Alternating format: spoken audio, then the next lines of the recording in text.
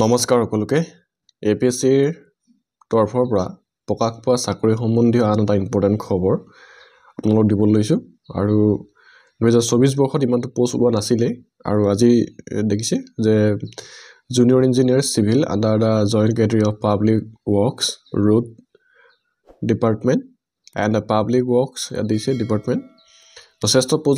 post লাইছে আৰু total post আছে 650 টা পোষ্ট লাইছে category wise ভাগ কৰি থোৱা আছে যথেষ্ট পোষ্ট আৰু আনৰিজাৰ্ভ ক্যাটাগৰীত আছে 396 তাৰে 119 টা ৰিজাৰ্ভ ফৰ ওমেন অৰ্থাৎ মহিলাৰ বাবে সুৰক্ষিত ওবিসি ক্যাটাগৰীত আছে 157 তাৰে 47 টা reserve for women reserve for OBC MOBC 3 types and Adivasi community ক্ষেত্ৰত তাৰে 20 টা আছে তাৰে 6 টা ৰিজাৰ্ভ ফৰ ওমেন এসসি আছে 27 টা তাৰে 8 টা ৰিজাৰ্ভ ফৰ ওমেন ST প্লেনছৰ আছে 34 টা পোষ্ট তাৰে 10 টা ৰিজাৰ্ভ ফৰ ওমেন ST হিলছৰ আছে 16 টা তাৰে 5 টা reserve for women total post 650 তাৰে 195 পোষ্ট ৰিজাৰ্ভ ফৰ ওমেন দিছে আৰু আছে post reserve for PWBD type of disability দিছে তেওঁলোকৰ আছে 35 টা আৰু তেওঁলোকৰ ক্যাটাগৰী ওয়াইজ ভাগ কৰি থোৱা আছে আৰু এক্স সাৰ্ভিসমেন 13 টা দিছে 13 টা আৰু স্কেল to দিছে 14000 to 70000 or তেওঁলোক গেট পে 8700 আৰু পে বেন দিছে 2 আৰু এক্স সাৰ্ভিসমেনৰ ক্ষেত্ৰত দিছে আৰু এলিজিবিলিটি ক্ষেত্ৰত দিছে যে ভাৰতীয় নাগৰিক হোৱাৰ লগতে অসমৰ তেওঁ স্থায়ী বাসিন্দা হ'ব লাগিব লগতে এমপ্লয়মেন্ট এক্সচেঞ্জত তেওঁলোকৰ নাম ৰেজিষ্টাৰ হৈ থাকিব লগা দিছে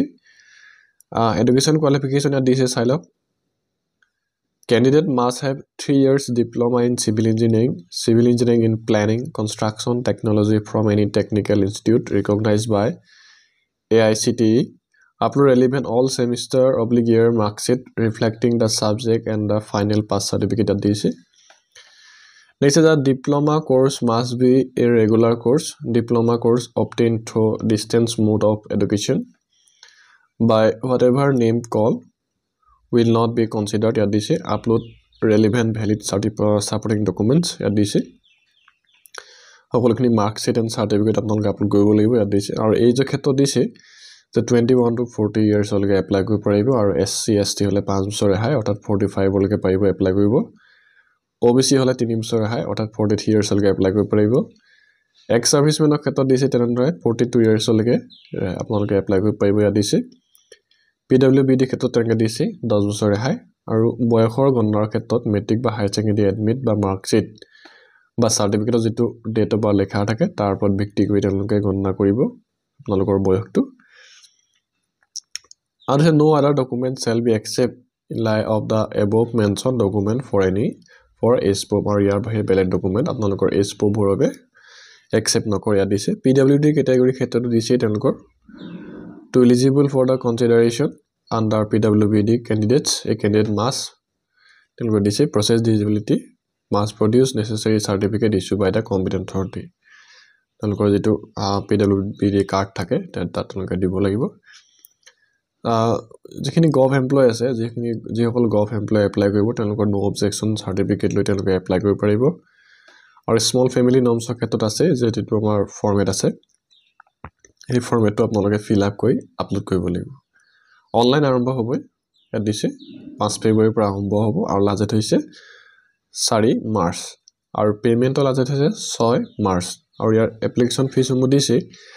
জেনাৰেল ক্যাটাগৰী হলে 297.20 rupees OBC MOBC হলে 197.20 rupees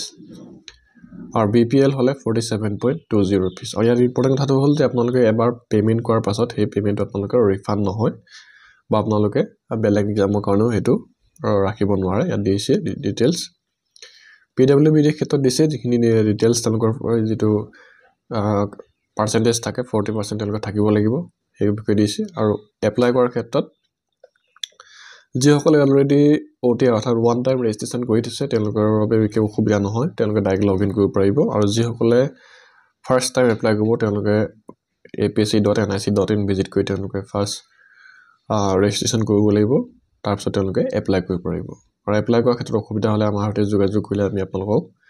এই ক্ষেত্ৰত সহায় সহযোগ কৰি দিম দিছে নেক্সট আপোনালোকৰ পেমেন্টৰ ক্ষেত্ৰত দিছে অনলাইন পেমেন্ট আপোনালোকে কৰিব পাৰিব নেক্সট আপোনাৰ ডকুমেণ্ট কি লাগিব চাই লওক ক্লাছ 10 ক্লাছ 12 এক্সামিনেশ্যন ইয়াত দিছে admit card pass certificate marksheet issue by the central state board clearing the indicating date of birth in the support of their claim of age ইয়াত দিছে certificate and mark sheet of the all examination from SSLC onward up to level of qualifying examination SSLC পৰা আপোনালোকৰ যিখিনি documents সকলোখিনি আপোনালোকৰ ইয়াত upload কৰিব লাগিব degree / diploma certificate along with the mark sheet pertaining of all the academic years as proof of educational qualification claim in the absence of degree diploma certificate provisional certificate along with mark sheet pertaining to all the academic years will be accepted ইয়াত দিছে caste certificate আপোনালোকে দিব লাগিব তো যিসকল SC ST OBC MOBC আছে BPL certificate যিসকল BPL category হয় দিছে ডিক্লেৰেশ্যন ফ্ৰম A আপোনালোকৰ ৱেবছাইটৰে লাভ কৰিব পাৰিব দিছে এণ্ড সাপোৰ্টিং ডকুমেন্টছ যিখিনি আপোনালোকৰ আন যিখিনি ডকুমেন্টছ প্ৰয়োজন সেইখিনি আপোনালোকে দিব লাগিব গতিকে দেই নকৰিব আৰু ইয়াত জোনসমূহ আছে শিলচৰ জোনৰ ক্ষেত্ৰত হাইলাকান্দি কৰিমগঞ্জ কাছাৰ যোৰহাট জোনৰ ক্ষেত্ৰত গোলাঘাট ডিব্ৰুগড় যোৰহাট মাজুলী চৰাইদেউ শিৱসাগৰ তিনচুকীয়া নগাঁও জোনত আছে ডিমা হাছাও হুজাই নগাঁও মৰিগাঁও কাৰ্বি আংলং ৱেষ্ট কাৰ্বি আংলং তেজপুৰৰ ক্ষেত্ৰত আছে বিশ্বনাথ ধেমাজি লখিমপুৰ শোণিতপুৰ ওদালগুৰি কোকৰাঝাৰ জোনত আছে বঙাইগাঁও চিৰাং ধুবুৰী গোৱালপাৰা কোকৰাঝাৰ সাউথ চালমাৰা ইয়াত দিছে গুৱাহাটীত আছে